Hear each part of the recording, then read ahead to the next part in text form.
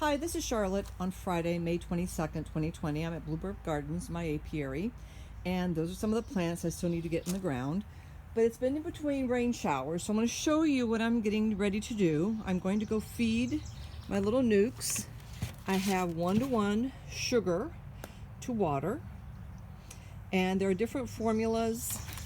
At this stage, I just do one cup of sugar to 1 cup water, but it's by volume, so there's some other configurations closer to maybe 1 cup sugar to 1.5 cup water. But look that up. For these little nucs, this 1-to-1 formula will work quite well. And then I'm taking them some pollen patties. I've gone ahead and pre-cut these into like 1-to-1 inch squares and keep them in this little clamshell.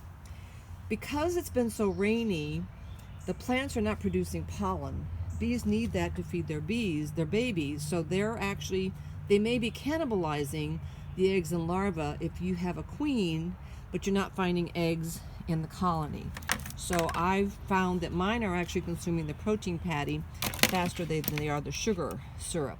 The sugar syrup is generating their wax glands, so they're pulling wax out on the frames. Even if they're queenless, they'll continue doing their work, and they'll be storing the sugar syrup in the drawn comb, which is why we tell you don't harvest from colonies that you're feeding.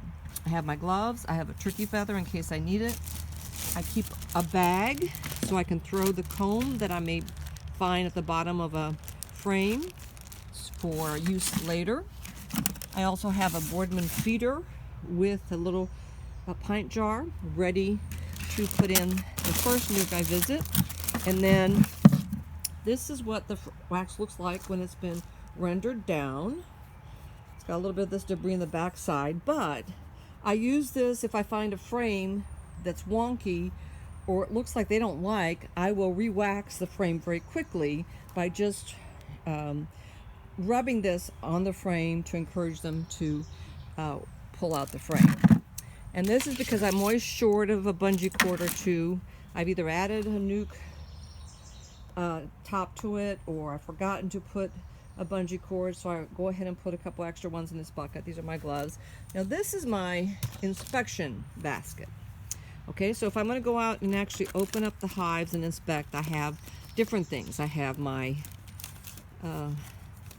magnifying glass there. I'll stick in my little flashlight if I need to look for eggs. Here's my little Benadryl. There's some gloves in there.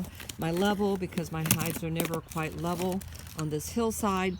But I'm not taking this bucket today because I'm not doing inspections. All I'm going to do is go feed the nucs.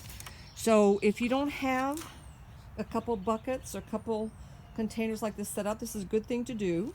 This one even has my favorite teeny tiny, look at this. This is actually a hive tool. Isn't that cute? I have it here though because I'm always afraid of losing it. It's so tiny. And I probably use this one the most, especially when I'm going to visit the nucs. I don't need a full hive tool.